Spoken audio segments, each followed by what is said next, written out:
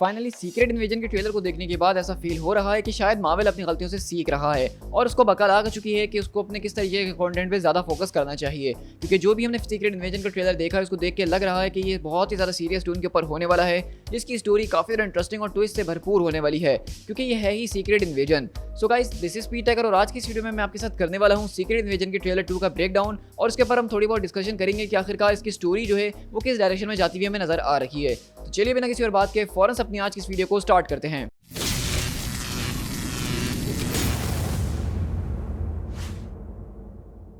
Secret invasion के पहले trailer के ब्रेकडाउन में भी आपको मैं ये बात करके समझा चुका हूँ कि कॉमिक्स के अंदर होने वाला सीक्रेट इन्वेजन का जो इवेंट था वो बहुत ही ज़्यादा एक बड़े लेवल के ऊपर था, और एमसीयू के अंदर ऐसा होना इतनी जल्दी अभी पॉसिबल है ही नहीं। तो इसलिए ये जिस सीक्रेट इन्वेजन की स्टोरी को अडॉप्ट कर रहे हैं वो उसी बड़ी स्टोरी के छोटे छोटे कुछ पार्ट्स को करने वाले हैं। अभी आपको बताता चलूँ कि कॉमिक्स के अंदर रिसेंटली एक और नया सीक्रेट इन्वेजन नाम का इवेंट दोबारा से मार्वल ने लेकर आए थे, जो कि सिर्फ 5 इशूज़ के अंदर मौजूद था, एक लिमिटेड सीरीज़ की तरह। अब उस पूरे के पूरे इवेंट को मार्वल कॉमिक्स में अभी इसलिए दोबारा लेकर आया गया ताकि सीक्रेट इन्वेजन वाली सीरीज़ का हाइप बढ़ाया जा सके। और उसके अंदर मैंने जो देखा वो हमने कुछ इस तरीके से देखा कि वहाँ पे दरअसल एक ग्रुप ऑफ स्क्रल है जो कि बाकी दूसरे स्क्रल से अलग है, वो अपने ही तौर पे अर्थ के ऊपर एक छोटी सी इन्वेजन कर रहा है। यानी कि एक स्क्रल्स के बड़े ग्रुप के अंदर से एक छोटा ग्रुप उसने इस बारे में सोच लिया कि वो इन्वेजन करेगा। यानी कि इसके अंदर पूरी की पूरी स्क्रल इन्वेजन शामिल नहीं थी, बल्कि कुछ लोगों का ग्रुप था। तो मुझे लग रहा है कि उन्होंने वो जो कॉमिक रिलीज करा है उससे हमें एक बहुत ही बड़ा हिंट मिल चुका है कि सीरीज के अंदर भी कुछ इसी तरीके से इन्वेजन होने वाली है। यहाँ पे टेलोस और बाकी के सारे स्क्रल्स जो कि निक फ्यूरी के साथ काम कर रहे हैं वो अच्छे स्क्रल्स हैं। उनका ऐसा कोई इरादा नहीं है कि वो अर्थ को इन्वेड करके उसको अपने काबू में लेना चाहते हैं, लेकिन उन्हीं के दरमियान कुछ लोग होने वाले हैं, जिस तरह के ये हमारा स्टोरी का मेन विलन ग्रेविक, जिसके पास जबरदस्त तरीके की पावर्स भी, जिसके ऊपर हम आगे चल के बात करते हैं। लेकिन इनका प्लान कुछ इस तरीके से होगा कि ये अर्थ को बेसिकली हथियाना चाहते हैं, और इसलिए हमने देखा कि किस तरीके से टेलोस भी जो है उनके खिलाफ लड़ते हुए हमें नजर आया निक फ्यूरी के साथ। तो जैसा कि आपको पता ही होगा कि निक फ्यूरी ने कैप्टन मार्वल मूवी के अंदर स्क्रल से इस बात का वादा किया था कि वो उनके लिए एक ऐसा प्लेनेट ढूंढेंगे जहां पे वो अपनी पूरी की पूरी स्पीशीज को कंटिन्यू रख सकें। लेकिन वो बात 90s की है और अब अच्छा खासा टाइम बीत चुका है, उसके बाद भी निक फ्यूरी ने उनको कोई खास प्लेनेट नहीं दिया। तो जहां तक मेरा अंदाजा है कि इसी तरह से यहाँ पे कुछ स्क्रल्स ने इस बात को सोच लिया होगा कि आखिरकार हम कब तक एक प्लेनेट का इंतजार करेंगे और इस तरह से इंसानों के बीच छुप छुप के रहेंगे। उससे बेहतर यही है कि जिस प्लेनेट के ऊपर हम हैं हम उसी को अपना बना लेते हैं। तो इसी तरह एक सीक्रेट इन्वेजन शुरू हो जाती है। अब इस पूरे के पूरे ट्रेलर को देख के इस बात को तो बहुत ज्यादा सेंस बन रहा है कि ये पूरी की पूरी सीरीज बहुत ही ज्यादा सीरियस टोन के ऊपर चलेगी और बाकी एमसीयू गार्बेज से बहुत ज्यादा दूर रहने वाली है। खासकर इस ट्रेलर को देख के जो मुझे फील आ रही थी वो कैप्टन अमेरिका विंटर सोल्जर वाली बहुत ज्यादा आ रही थी। उस मूवी के अंदर भी निक फ्यूरी का कुछ ऐसे ही तरह का रोल था और इसमें भी हमें कुछ निक फ्यूरी बहुत ही हार्डकोर तरह से हमें नजर आने वाले हैं।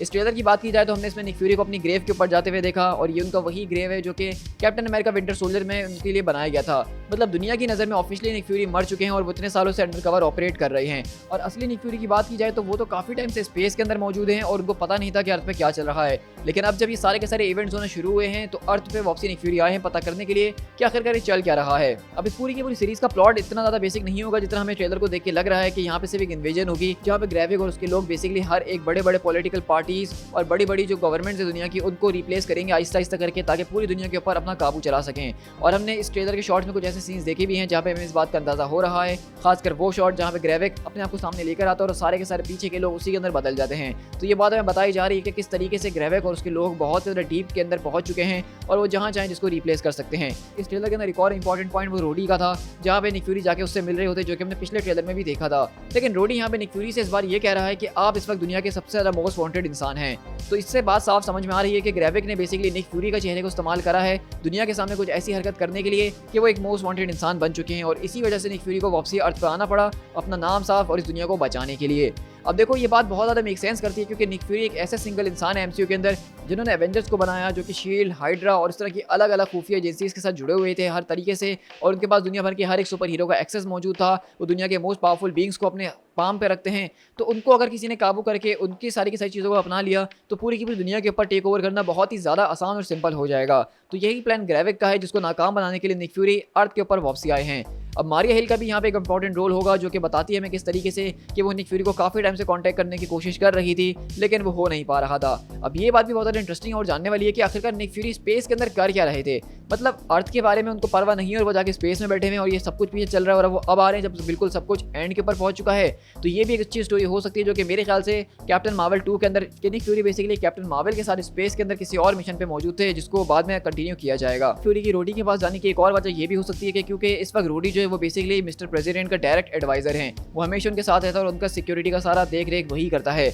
और जैसा कि हम इस बात को जानते हैं कि कैप्टन अमेरिका 4 के अंदर जनरल थंडरबोल्ट रॉस जो है वो अमेरिका के प्रेसिडेंट बन जाएंगे, तो इस पूरी की पूरी सीरीज के अंदर अमेरिका के प्रेसिडेंट को शायद कोई मारने की या उनको ऑलरेडी कोई रिप्लेस कर चुका है, जिसके बारे में ही निक फ्यूरी पिछले ट्रेलर में देखा था कि पूछते हैं रोडी से कि तुम्हें अपने सिक्योरिटी के बारे में कितना पता है। तो वो यही वजह थी कि बेसिकली अमेरिका के प्रेसिडेंट शायद वो एक स्क्रल हैं ऑलरेडी, जिसके बारे में किसी को नहीं पता। और जब ये सारा का सारा मामला बिगड़ेगा एंड की तरफ, सीरीज के जाने की तरफ, तो हम देखेंगे कि अमेरिका के प्रेसिडेंट की रोल के लिए जनरल थंडरबोल्ट रॉस खुद ही आके उसको कवर करने की कोशिश करेंगे और तब से हमारी कैप्टन अमेरिका 4 के अंदर स्टोरी कंटिन्यू की जाएगी। अब यहाँ पे जिस कैरेक्टर के ऊपर सबसे ज़्यादा बात की जा रही है वो हमारी एमिलिया क्लार्क यानी खलीसी का है। तो उसके कैरेक्टर के ऊपर नजर डाले तो हमें इस ट्रेलर के अंदर हिंट मिल गया कि वो कौन है। तो वो दरअसल कोई और नहीं बल्कि टेलोस की बेटी है, जिसको हमने कैप्टन मार्वल मूवी के अंदर देखा था एक बहुत ही छोटी उम्र के अंदर, लेकिन अब वो काफ़ी ज़्यादा बड़ी हो चुकी है और वो अपने तरीके से चीज़ों को अनकवर करने में लगी हुई है। अब जैसे कि मैंने आपको कहा कि निक फ्यूरी ने इनको इनका घर देने का वादा किया था, तो यहाँ पे टेलोस की बेटी भी इस इंतजार में थक चुकी है और उसने चीज़ों को अपने हाथ में ले लिया है ताकि वो अपने तरीके से सब चीज़ों को फॉलो कर सके। तो एमिलिया क्लार्क का कैरेक्टर हो सकता है कि हमें सीरीज के शुरू में एज अ विलन दिखाया जाए, लेकिन एंड तक आने तक वो निक फ्यूरी का साथ देके उन स्क्रल्स को हराएंगे ही।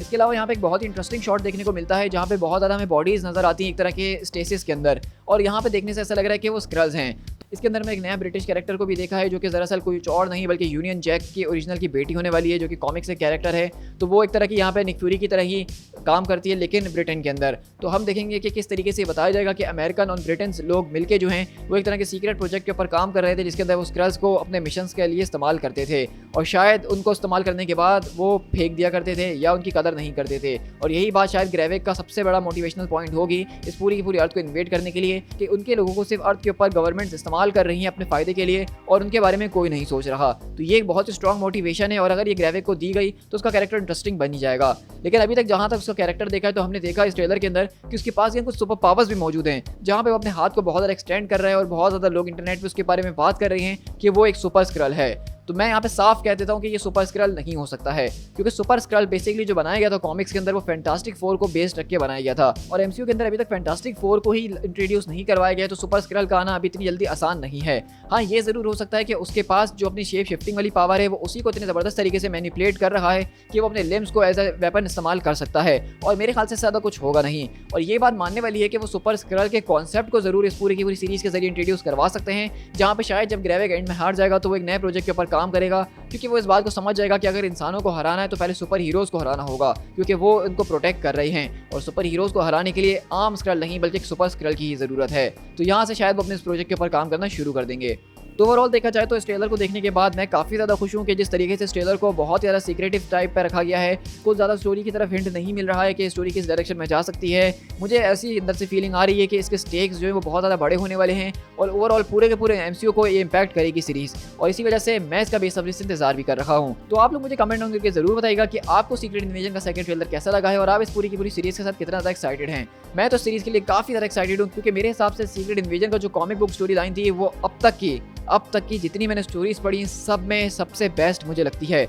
चाहे मैं किसी भी स्टोरी की बात करूं, लेकिन सीक्रेट इन्वेजन वाली बात किसी स्टोरी के अंदर नहीं आती है। और जिन लोगों ने सीक्रेट इन्वेजन के कॉमिक्स को पढ़ा हुआ है वो इस बात को जानते हैं कि मैं क्या बात कर रहा हूं। लेकिन अगर आपने नहीं भी पढ़ा तो आप मेरे मेन चैनल स्पीड टाइगर पर जाकर सर्च कर सकते हैं, जहाँ मैंने सीक्रेट इन्वेजन के पूरे इवेंट को सारी की सारी टाइम्स के साथ एक बहुत ही तो guys with that being said मैं इस वीडियो को यहीं पर रैप अप करता हूँ। तो आप लोग इस वीडियो को लाइक, कमेंट और अपने दोस्तों के साथ शेयर करना ना भूलिएगा और चैनल को सब्सक्राइब कर लीजिएगा इस तरह की ऑसम वीडियोस को चैनल पर एंजॉय करने के लिए। So guys, this is Speed Tiger, मिलते हैं अपने किसी और वीडियो के साथ। Till then, thank you so much.